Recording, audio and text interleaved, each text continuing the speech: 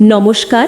আমাদের গল্পটা ভালো লাগলে বাংলা ছোট গল্প চ্যানেলটাকে সাবস্ক্রাইব করে দেবেন, লাইক কমেন্ট শেয়ার করতে ভুলবেন না। ধন্যবাদ। শরদিন্দু বন্দ্যোপাধ্যায়ের তুমি সন্ধ্যার মেঘ নামটা শুনলেই কেমন একটা ঘোর লেগে যায়, তাই না? চলুন আজ আমরা প্রায় 1000 বছর আগের এক অসাধারণ গল্পে ডুব দিই। এমন একটা সময়ের গল্প যখন ইতিহাস আর কিংবদন্তি যেন মিলেমিশে একাকাল, যেখানে আছে প্রেম, আছে যুদ্ধ আর আছে দারুণ সব কৌশল। গল্পটা শুরু হচ্ছে বিক্রমশিলা মহাবিহারে, একটা বেশ শান্ত পবিত্র জায়গা। কিন্তু এই শান্তির পেছনেই কিন্তু লুকিয়ে আছে একটা গভীর উদ্বেগ। মহাজ্ঞানী অতীশ দীপঙ্কর তিনি বেশ চিন্তিত। দেখছেন দেশের ওপর বিদেশি আক্রমণের একটা কালো ছায়া ঘনিয়ে আসছে। তিনি মনে মনে এমন একটা উপায় খুঁজছেন, হয়তো এমন কোনো অস্ত্রের সন্ধান করছেন যা দিয়ে এই আসন্ন বিপদ থেকে মাতৃভূমিকে বাঁচানো যায়। আর ভাবুন তো, ঠিক সেই সময়ই যেন তার প্রার্থনার উত্তর নিয়ে স্বয়ং ভাগ্য এসে হাজির হলো। সুদূর তিব্বতের দুর্গম পাহাড় ডিঙিয়ে একদল প্রতিনিধি এলেন। আর তাদের সাথে কি ছিল জানেন? এমন এক উপহার যা হয়তো ভারতের ইতিহাসটাই বদলে দিতে পারত। তারা একটা বাক্স খুলল, আর ভেতর থেকে বেরোলো কি কয়েকটা ছোট ছোট পোড়ামাটির গোলার মতো জিনিস। নাম অগ্নিকন্দুক, মানে আগুনের গোলা। দেখতে তো একদম নিরীহ, তাই না? কিন্তু এর ভেতরেই লুকিয়ে ছিল ভয়ঙ্কর বিধ্বংসী শক্তি। এটা ছিল এমন এক নতুন প্রযুক্তি যা একাই একটা আস্ত সেনাবাহিনীকে ছত্রভঙ্গ করে দেওয়ার জন্য যথেষ্ট ছিল। তো এই নতুন অস্ত্রের আবির্ভাবের মুহূর্তেই ঘটল এক অঘটন। মহাবিহারের সেই শান্ত পরিবেশটা নিমেষের মধ্যে ভেঙে চুরমার হয়ে গেল। কোত্থেকে একদল পরাজিত সৈন্য, মানে যুদ্ধক্ষেত্রে থেকে পালিয়ে এসে জোর করে ওই পবিত্র আশ্রমের ভেতরে ঢুকে পড়ল। তাদের চিৎকারে কোলাহলে চারদিকের নিস্তব্ধতা একদম শেষ। আর এই যে পুরো গণ্ডগোল, এই বিশৃঙ্খলার পেছনে ছিল একজনই। নামটা মনে রাখবেন, রাজা লক্ষ্মীকর্ণ। ইতিহাসে ইনি তার ধূর্ততা আর নিষ্ঠুরতার জন্যই পরিচিত। আর তার এই একটা পদক্ষেপেই কিন্তু একটা ভয়ঙ্কর সংঘাতের মঞ্চ তৈরি হয়ে গেল। আসলে লড়াইটা ছিল দুই সম্পূর্ণ ভিন্ন ধরনের রাজার মধ্যে। একদিকে ছিলেন মগধের রাজা নয়পাল, শান্ত, জ্ঞানী, যিনি বিবাদের চেয়ে দর্শন নিয়ে থাকতেই বেশি ভালোবাসেন। আর ঠিক তার উল্টো দিকে ছিলেন চেদিরাজ লক্ষ্মীকর্ণ, আক্রমণাত্মক, যুদ্ধবাজ আর প্রচণ্ড ধূর্ত, মানে একদম সাদা আর কালো। তো যুদ্ধে যখন লক্ষ্মীকর্ণ পেরে উঠলেন না, তখন তিনি একটা খুব নোংরা চাল চাললেন। তিনি জানতেন যে রাজা নয়পালের সৈন্যরা ধার্মিক, তারা কখনো পবিত্র মহাবিহারে আক্রমণ করবে না। আর এই সুযোগটাই তিনি নিলেন। নিজের সেনাবাহিনীকে নিয়ে সোজা ঢুকে পড়লেন বিহারের ভেতরে, মানে ধর্মকে ঢাল হিসাবে ব্যবহার করলেন। কি সাংঘাতিক পরিস্থিতি ভাবুন একবার। লক্ষ্মীকর্ণের সৈন্যরা তো বিহার থেকে বেরোলই না, উল্টে তারা ওই পবিত্র জায়গাতেই লুটপাট শুরু করে দিল। অবস্থা যখন একদম নিয়ন্ত্রণের বাইরে, তখন অতীশ দীপঙ্করের আর কিছু করার ছিল না। শেষ পর্যন্ত তিনি তিব্বতী ভিক্ষুদের সেই ভয়ঙ্কর অস্ত্রটা ব্যবহারের অনুমতি দিয়েই দিলেন।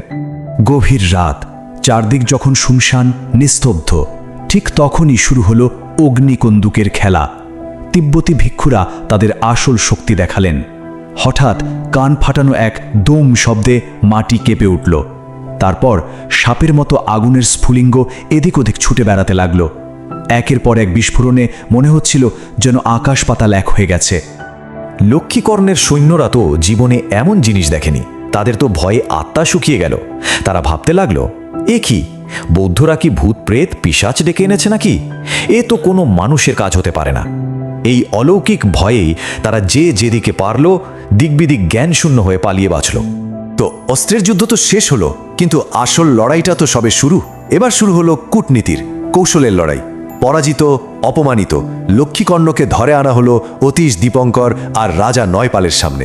আলোচনা বসলো একটা স্থায়ী শান্তি চুক্তির জন্য। আর এখানেই অতীশ দীপঙ্কর তার বুদ্ধির পরিচয় দিলেন। তিনি বুঝলেন এই বহু বছরের পুরনো শত্রুতা শেষ করতে হলে একটা অন্যরকম চাল দিতে হবে। তিনি এক অসাধারণ প্রস্তাব দিলেন, দুই রাজ পরিবারের মধ্যে বৈবাহিক সম্পর্ক, মানে রাজা নয়পালের ছেলের সাথে লক্ষ্মীকর্ণের মেয়ের বিয়ে। ভাবুন, রক্তের সম্পর্ক দিয়ে শত্রুতাকে চিরতরে মুছে ফেলার কি দারুণ এক কৌশল। এখন এমন একটা প্রস্তাব তো আর ফেরানো যায় না। লক্ষ্মীকর্ণকে রাজি হতেই হলো। কিন্তু ওই যে বললাম, তিনি ধূর্ত। মুখে রাজি হলেও মনে মনে তিনি এক নতুন ষড়যন্ত্রের জাল বুনতে শুরু করে দিয়েছেন। তিনি একটা শর্ত জুড়ে দিলেন, বিয়েটা হবে স্বয়ংবর সভার মাধ্যমে, মানে তার মেয়ে যৌবনশ্রী নিজেই নিজের বর পছন্দ করবে। আসলে এটা ছিল তার একটা চাল, যাতে পুরো অনুষ্ঠানের নিয়ন্ত্রণটা তারই হাতে থাকে। অন্যদিকে নিজের রাজ্যে ফিরে যুবরাজ বিগ্রহপাল তো এক অবাক করা খবর পেলেন। তিনি শুনলেন স্বয়ংবরের জন্য ভারতবর্ষের সব রাজ্যে আমন্ত্রণপত্র পাঠানো হয়েছে, কিন্তু ইচ্ছাকৃতভাবে অপমান করে বাদ দেওয়া হয়েছে শুধু একটাই রাজ্য, মগধ, মানে তার নিজের রাজ্য। এই অপমান যুবরাজ বিগ্রহপাল সহ্য করতে পারলেন না। তিনি ঠিক করলেন এর একটা বিহিত করতেই হবে। তিনি অতীশ দীপঙ্করের কাছ থেকে শেষ অগ্নিকুন্দুকটা নিলেন, সঙ্গে নিলেন তার সবচেয়ে প্রিয় বন্ধু অনঙ্গ পালকে। তারপর দুজনে মিলে বেরিয়ে পড়লেন এক দুঃসাহসিক অভিযানে, একেবারে ছদ্মবেশে, সোজা শত্রু রাজ্য ত্রিপুরাতে। লক্ষ্য একটাই, রাজকন্যার মন জয় করা, সে ভালোবাসা দিয়েই হোক বা প্রয়োজনে শক্তি দিয়ে। অনেক লম্বা আর কঠিন এক যাত্রার পর দুই বন্ধু এসে পৌঁছল শত্রু নগরীর ঠিক বাইরে, এক নদীর ঘাটে। তারা কিন্তু জানত না যে এখানেই ভাগ্য তাদের জন্য একটা দারুণ চমক নিয়ে অপেক্ষা করছে। আর হলো তাই। ঠিক সেই সময়ে ওই একই ঘাটে এলেন স্বয়ং রাজকুমারী যৌবনশ্রী। হয়তো তার ফিরে আসা দিদিকে নিতে এসছিলেন। বিগ্রহপাল এই সুযোগটা হাতছাড়া করলেন না। যখন রাজকুমারী এক ছদ্মবেশী সাধুর সঙ্গে কথা বলছিলেন, তিনি এক দুঃসাহসী কাণ্ড করে বসলেন। খেলার ছলে রাজকুমারীর হাতের ওপর নিজের হাত রেখে বললেন তার নিজের ভাগ্যটাও একটু বলে দিতে। আর ঠিক তখনই দুজনের চোখাচোখি হলো। ব্যাস, সেই এক মুহূর্তের জন্য যেন চারপাশের সবকিছু থেমে গেল। ছদ্মবেশী যুবরাজ আর বিস্মিত রাজকুমারী, তাদের মধ্যে কোনো কথা হলো না, কিন্তু যেন এক অব্যক্ত অনুভূতি, এক ভালোবাসার স্ফুলিঙ্গ তৈরি হয়ে গেল। আর এই এক মুহূর্তই কিন্তু পুরো গল্পের মোড় ঘুরিয়ে দিল। কিন্তু ভাববেন না গল্প এখানেই শেষ। আরে, গল্প তো সবে শুরু। একদিকে রাজার গুপ্তচরদের কড়া নজর, অন্যদিকে একটা গোটা রাজ্য শত্রু। এইরকম একটা পরিস্থিতিতে একটা গোপন ভালোবাসা কি পারবে সব ষড়যন্ত্রকে হারিয়ে দিতে? ছদ্মবেশী রাজকুমার কি পারবে তার ভালোবাসাকে পেতে? এই প্রশ্নগুলো নিয়ে এই গল্পটা এগিয়ে চলে। আমাদের ভিডিওটি ভালো লাগলে চ্যানেলটা সাবস্ক্রাইব করে দেবেন, লাইক, কমেন্ট, শেয়ার করবেন। ধন্যবাদ।